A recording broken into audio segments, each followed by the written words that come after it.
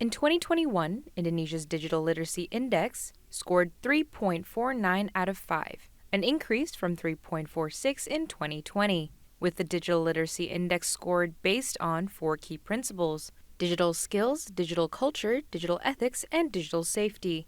In the last 2 years, the COVID-19 pandemic has driven 18 million Indonesian MSMEs to adopt a digital business model. Looking at the range of industries in Southeast Asia, the education sector made a 55% profit, the most out of any other digital industry during the pandemic, which is why, in alignment with Indonesia's bid to expand the digital economy, we are seeing the rise in demand for EdTech, or digital education. I spoke with EdTech startup CEO and co-founder Tommy Yunus from Cakap to find out more. Indonesia is a very large country. Improving education in far-reaching remote underdeveloped areas is very difficult. So how can EdTech or education tech help with this? Yeah, I agree with you. Indonesia is very huge, and actually this is the reason why we built Cakap, because there is still the tangible problem that we can see, that access to high quality education is not available for everyone, especially in the second and third tier city. And I think the Indonesia demographic is very unique. We have 17,000 islands, and at the same time we have the challenge where how to accelerate the access, or providing access to people across Indonesia, right? But at the same time, we have a huge potential of coming from our population. For example, we have 270 million people, and 60% of them are actually in a productive age, while many countries, as you know, are entering aging population, right? So we believe in Cakap that by utilizing the technology, we can accelerate the process in spreading access to high quality education, right? And one of our approach is to create a hyper local solutions in terms of the technology and the content, because we know east part of Indonesia and west part of Indonesia are very different in terms of the culture. So what we are trying to do is to work together with the stakeholders, with partners, for example, coming from university, content provider, learning institutions, to partner together with us so we can provide the best learning experience for our students. And so the solution can be accurate for every location. The Indonesian government has made leaps in developing and expanding Indonesia's digital infrastructure to support a good ecosystem for startups from upstream to downstream. The Indonesian Ministry of Communication and Informatics have set up a 359,000-kilometer fiber optic network over land and sea, and building microwave link, fiber link, and satellite infrastructure. They are also working on building base transceiver stations at 12,548 locations that do not have internet access, known as blank spots, so locals can access 4G services this year.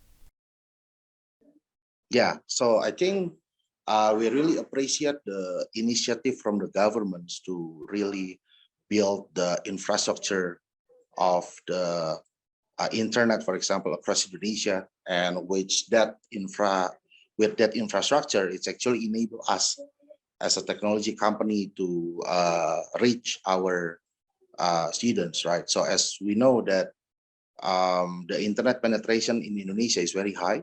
It's already reached more than 65%, I believe, and it enables us to reach seat in our students in second and third tier cities and outside of Java Island as well, right? So we really appreciate this initiative from the government. And you mentioned specifically about the pre-employment card program. I think that's another great initiative where, as we know, Indonesia has great potential, and we need to maximize the potential of Indonesia. We need to at least produce more new skilled workers, right? Based on the data that I have, we need to create at least 3.8 million new skilled workers every year to meet the demand that are required in year 2030, for example. So I think it's very clear that we need to accelerate the process in educating and elevating the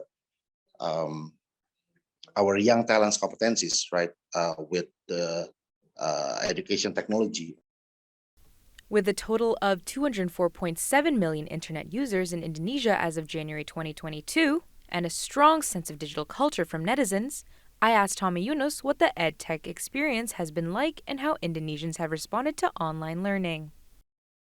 Actually, Indonesian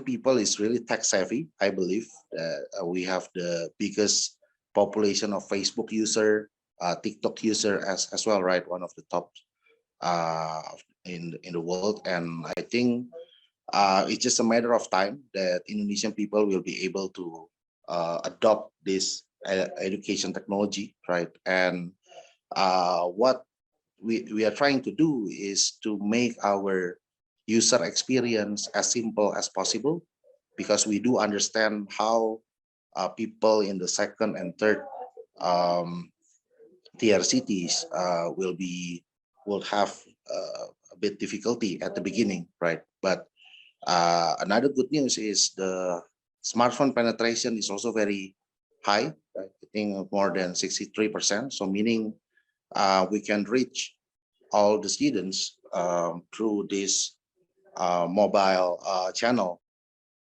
With COVID restrictions being lifted, many students are returning to in-person learning and finding it difficult to readjust. EdTech brings forth a new wave of education through hybrid learning, which promotes online and in-person education. Building is actually hybrid learning, where we're trying to combine the class delivery between digital and also offline learning.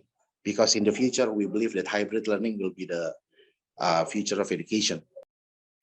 Indeed, technology offers many new opportunities for combining methods in education, including the incorporation of virtual reality in teaching.